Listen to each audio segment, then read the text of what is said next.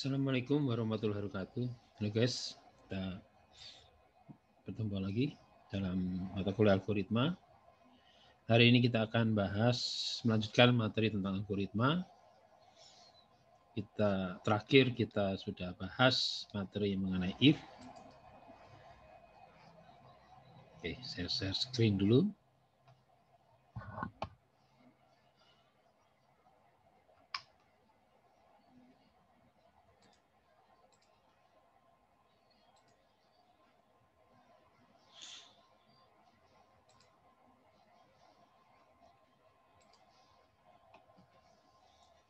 Kita sudah bahas terakhir materi tentang if.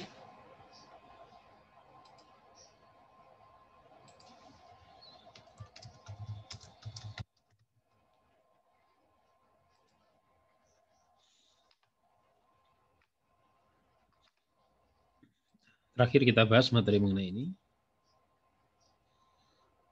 Menggunakan perintah write, ada panah.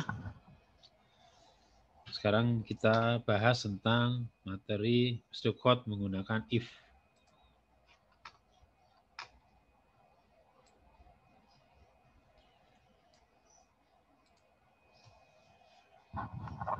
If ya, if kalau kita terjemahkan jika gitu. Nah, if ini adalah satu perintah yang digunakan dalam satu algoritma untuk menyeleksi masukan yang masuk. Dan yang pernah kita bahas sebelumnya, yang mengenai if, yang model seperti ini. Nah, bukan ini. Nah, yang ini percabangan. Nah, ini adalah model yang sebutnya namanya model if. Ya, dia menyeleksi, misalnya di sini benar, maka lari ketiga. Atau misalnya ini salah, lari kedua, dan seterusnya. Nah, if ini berarti dia akan menentukan arah lompatan berikutnya. Sekarang kita coba lihat. Bentuk dari if. Nah, kita samakan saja bentuknya, definisinya. If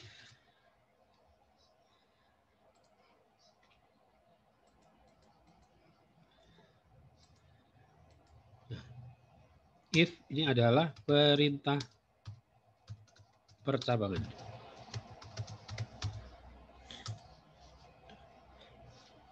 If ini kita bisa buat format seperti ini. If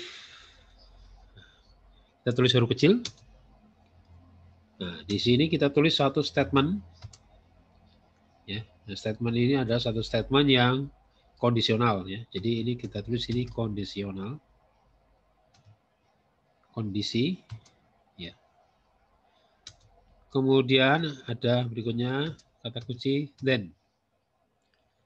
Nah, kondisi ini nanti akan bisa ada dua kemungkinan, kondisi benar atau kondisi salah. Nah, jadi di sini kondisi benar, di sini jika true berarti dia proses yang di bawah perintah then. Kemudian jika salah, dia mau proses perintah di bawah else. Nah, jadi kondisi ini nanti ada dua kondisi, yaitu kondisi true dan kondisi false. Kalau kondisi true, dia jalankan perintah setelah then, tapi dia kondisinya false, dia jalankan perintah setelah else. Nah, inilah yang dimaksud dia melakukan percabangan. Apakah dia proses yang ini, yang true, ataukah dia proses yang false. Nah, sebagai contoh, misalnya sederhana seperti ini, kita mau ngecek suatu nilai. Misal kita masukkan satu nilai A. Mana? Ya. Oke, ya, jadi kita sudah ya penugasan. A kita tugaskan, ya, kita ganti A kecil. Kita tugaskan menyimpan nilai 6. Kemudian kita gunakan if. Nah, di sini if. Kondisi kita cek. Ya, apakah A misalnya lebih besar dari 7. 10. Nah, bagaimana letaknya di sini? Nah, di sini kita lihat bahwa A di sini ditugaskan menyimpan nilai 6. Kemudian A di sini, ya, if A ini, dia nanti mengecek kondisinya apakah A lebih besar dari 7. Nah, jadi maksudnya di sini adalah perintah kondisi ini adalah kita buat suatu perintah di mana nilai yang masuk itu nanti diuji. Nah, pengujiannya itu nanti bisa lebih besar, lebih kecil, sama dengan gitu ya. Nah, itu nanti sampai kita bahas di berikutnya. Di sini kita coba mengenal dulu perintah sintaknya. Nah, kita ambil misalnya lebih besar. Nah, lebih besar itu bentuknya seperti ini. Ya, nanti sudah belajar ada lebih kecil, ya, nanti ada sama dengan, nanti kita bahas. Nah, sekarang kita buat misalnya bahwa di sini untuk ngecek kondisi apakah nilai A-nya lebih besar dari 7. Nah, dia A-nya adalah 6. Nah, 6 apakah lebih besar dari 7? Tentunya false ya. Nah, artinya kalau misalnya di bawah then ini kita tulis, nah kita tulis nih right, ya, kita cetakkan right ya. Kita tulis di kata-kata misalnya selamat datang. Kemudian else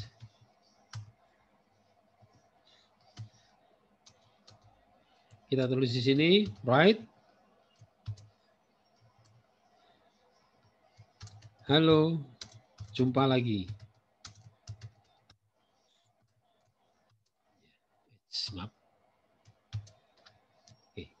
Nah, di sini artinya adalah jika benar dia akan mencetak kalimat selamat datang. Jika salah, akan mencetak kalimat halo, jumpa lagi. Ya. Nah, di sini kita lihat A-nya adalah apakah lebih dari 7? Nah, A-nya 6, berarti nilainya false. Maka apa? Proses yang dijalankan adalah halo, jumpa lagi. Nah, misalnya ini Anda ubah. Apakah A lebih kecil dari 7? Nah, A-nya 6.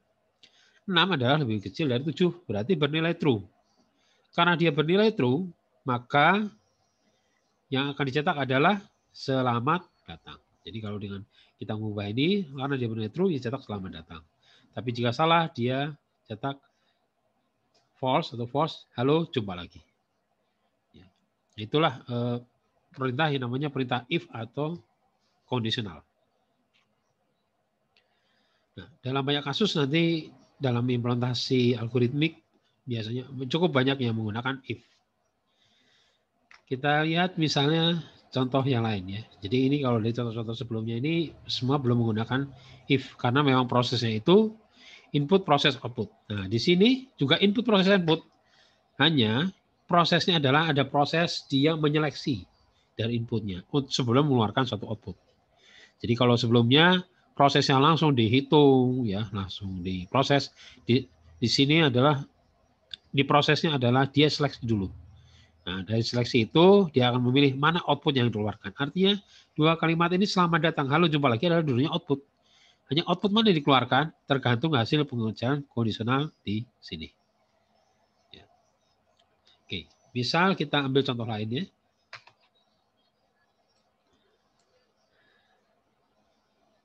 Oke, ini saya copy sebelah sini.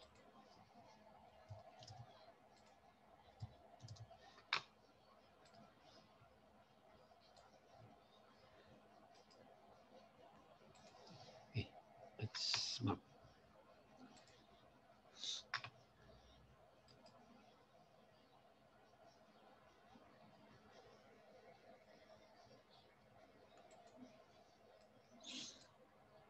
Oke, ini ya supaya lebih lebar layarnya ya.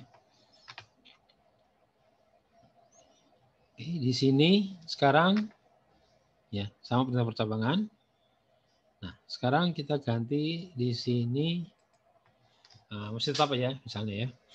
A misalnya kita tugaskan menyimpan nilai 4. Kemudian kita coba menggunakan persamaan matematika. Ya, nah, misalnya B, nah, sini persamaan matematika yang kita gunakan adalah di sini misalnya kita mau hitung akar, ya, hitung akar dari nilai A. Akar, ya, Anda pernah belajar tentunya akar ya. Bilangan yang bisa diakar adalah bilangan yang nilainya lebih besar dari 0. Bagaimana kalau lebih kecil dari 0? Maka menghasilkan suatu nilai imajiner. Ya.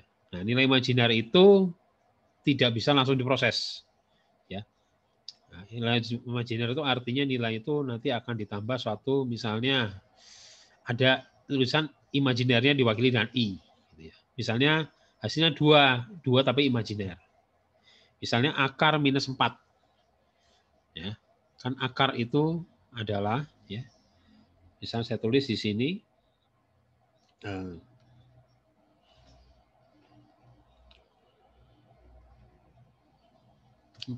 diakarkan.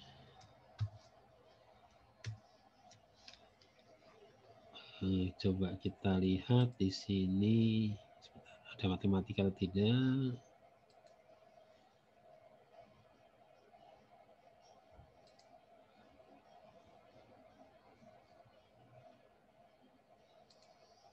Nah, ini ada equation ya.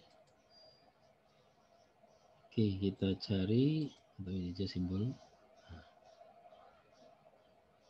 Nah, atau equation aja. Equation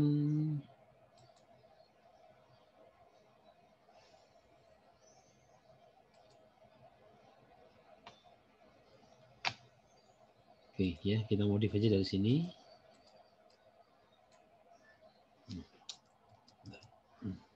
Terus ini ya.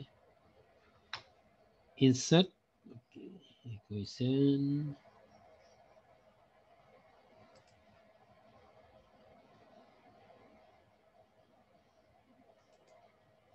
Nah, di sini kita cari yang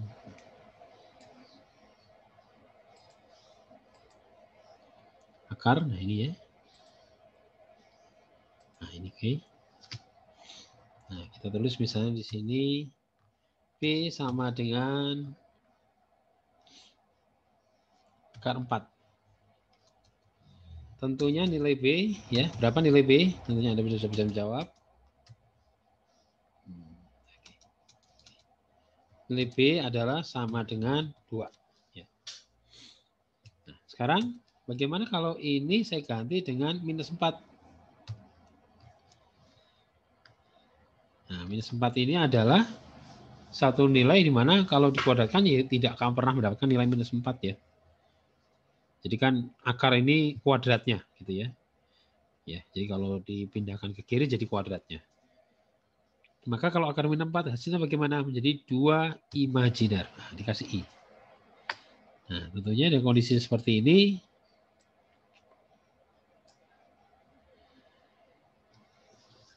ya, dengan kondisi seperti ini tentunya tidak bisa langsung diproses. Kita harus hilangkan negatifnya dulu. Ya. Nah, ini contoh bagaimana kasus bahwa persamaan itu tidak selalu bisa diproses. Ya. Ada satu persamaan yang diprosesnya harus dilakukan proses penyeleksian terlebih dahulu. Oke, kita sederhanakan aja sekarang di sini. Kita asumsikan bahwa akar yang bisa dihitung adalah nilainya adalah lebih besar dari 0. 0 dan lebih besar. Artinya bisa saja user menginputkan suatu nilai yang dia lebih kecil dari 0. Ya. Oke, nah ini kita hapus. Oke, ini kita hapus yang ini. Oke. Oke, ini kita pindahkan ke sini. Nah, bahwa nilai yang bisa diakar, nah, di sini kita ganti dengan A. Nilai yang bisa diakar adalah harus lebih besar dari 0. Maka kita tulis apa di sini? If A lebih besar dari 0, then nah, bisa diproses. Ya, kemudian kita tulis bawahnya, maaf, tulis bawahnya menjadi write B. Nah, ini berarti nilai B-nya dicetak.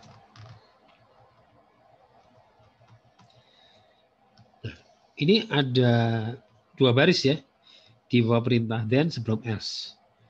Di beberapa bahasa implementasinya, ini biasanya kita harus memberi semacam blok.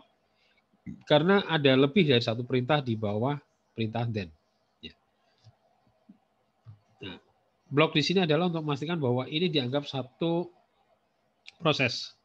Nah, di sini kita bisa beri tanda kurung kurawal buka dan kurung kurawal tutup. Nah, ini artinya adalah satu blok. Ya, jadi kurung kurawal ini artinya menjadi satu blok. Ya, jadi B bisa dihitung karena dia memenuhi syarat. Nah, 0 bisa dihitung akarnya ya, berarti kita tambah. A lebih besar sama dengan 0. Nah, cara menulisnya seperti ini. Ya, berarti nilai B bisa diakar dan bisa tampilkan. Nah, tapi kalau dia lebih kecil dari 0, makanya bagaimana? Nah, kita tulis saja komentar. Nilai A harus lebih besar dari 0.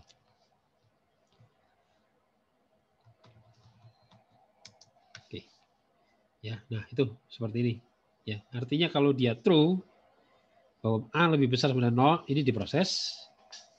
Kalau ininya dia hasil ternyata dia lebih kecil dari 0, maka terus kalimat nilai A harus lebih besar dari 0. Artinya di sini misalnya Anda memasukkan nilai minus 4. Nah, gitu ya. Maka di sini menjadi apa? Menjadi false. Kalau menjadi false berarti dia jalan di perintah di bawah else. Nah, tapi jika di sini Anda memasukkan misalnya 9, ya, maka di sini menjadi true. Nah, menjadi true, maka ini nanti akan diproses dan ini tidak akan diproses. Oke, ya ini contoh ya bagaimana kasus matematik sederhana menggunakan perintah if. Oke. Nanti kita bahas lagi perintah if selanjutnya di video berikutnya. Terima kasih. Billahi taufik. Wassalamualaikum warahmatullahi wabarakatuh.